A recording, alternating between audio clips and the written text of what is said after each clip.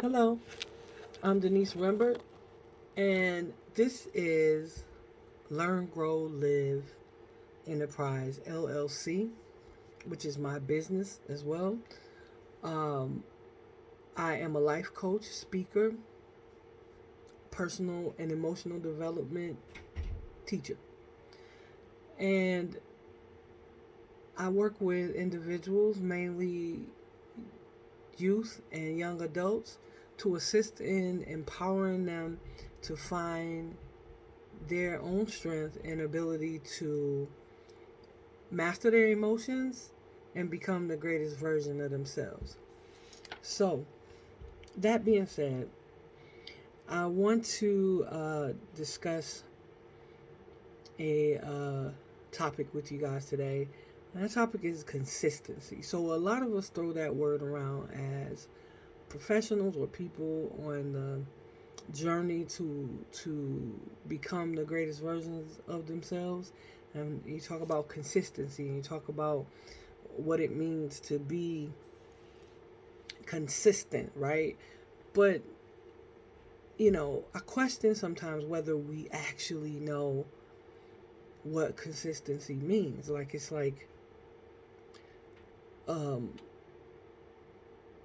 some people use consistency when they're talking about the feel of something, or especially when it comes to like a sauce. The consistency of, right? Um, but in terms of us trying to build up to something, right? We have to be consistent in our behaviors. And if you study yourself now up to this point, if you're watching this video, more than likely you have something that you're trying to change about yourself, or improve about yourself. You like it, but it could be better.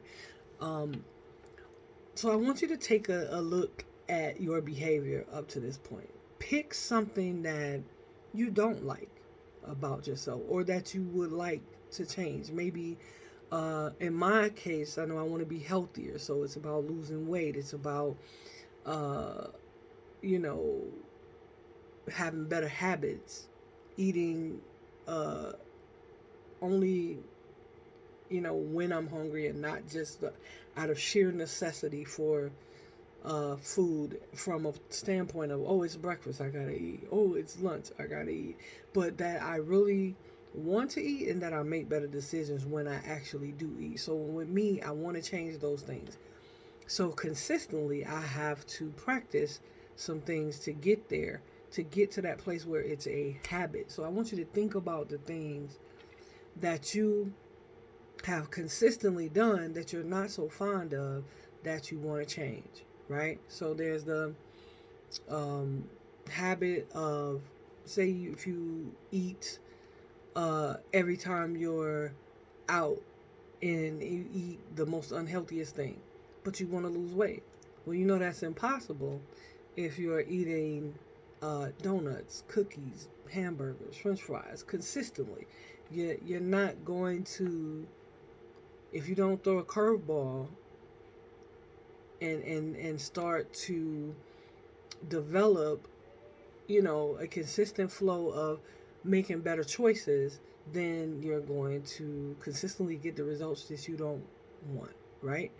So for me, it's been paying attention to those things. So um, I'll share a little bit about me in this video to help you see where I'm going. So, hopefully it helps, right? Um,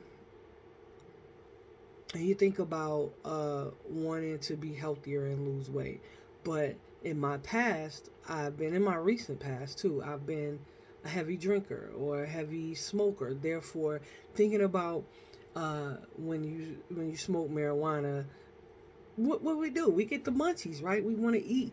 If I'm consistently doing that, then I'm going to consistently choose or make choices that are not so healthy. Now, there may be someone out there who can smoke, and they only have the right things around them. So when they decide they're going to smoke and they get the munchies, they eat the things that are better for them than the typical snacks, right?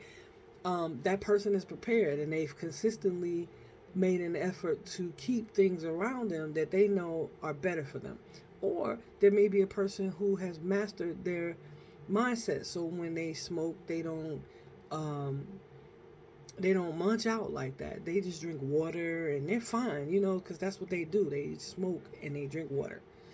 I think those people are going to be a little bit healthier than the person that consistently chooses to eat uh, fried foods, chips, sugary snacks, things that are not good for you. But guess what? For me, the habit was drinking, partying, eating late. And in that eating late, there was never anything good to eat. It was always what was available. So if there was a food desert to go to, or if it was a store that had meals that they would prepare or food that they would prepare, and it wasn't healthy. So habitually, I would do that, and habitually or consistently, I gained weight. So you look at that behavior and you decide, okay, if I can do that consistently and subconsciously, then what do I need to do to change a habit that I want to do something else consistently and subconsciously? You want it to become a subconscious thing. Your hair grows subconsciously. You don't control your heartbeat. That's a subconscious thing. So that's part of what your subconscious does. But your subconscious also tells you a story, tells you what you believe. So it automatically will do things consistently because you have said somewhere along the way you've accepted something to be your truth, right? So once you accept something to be your truth, then your subconscious takes over and says, okay, this is what they want. They want to eat late and gain weight. This is what happens when you gain, you know, it's a cycle for us on every turn. If you consistently get paid and spend all your money, you have accepted that you're going to live in poverty. If you haven't yet learned to manage your financial success, then or manage your finances, then you subconsciously you believe that this is the way it's supposed to be. I'm supposed to struggle. I'm supposed to be in debt. I'm supposed to not have enough to make ends meet. And I know what you're probably thinking. I'm sure you're thinking, I would never do that to myself. But subconsciously, you have adapted a mindset that believes in the lack of everything when it comes to you. No matter what you see out there, no matter what you see other people are capable of doing, you don't believe that it's true for you. Because if you did, you wouldn't be in that set of circumstances. So this was true for me, right? This was true for me, and I developed a bunch of foundational beliefs about myself. That I'm not good enough, that I'm not worthy, that I'm poor, that because I am who I am, I can't have more than what I have. It's always going to be a struggle. Life is a struggle. You're supposed to struggle. The only way that you can enjoy anything out of life is you struggle first, right? And also that if you are as successful as some of the most successful people in the world, you sold your soul to the devil. That's why most of us can't be successful, because we have these underlying cemented beliefs that we are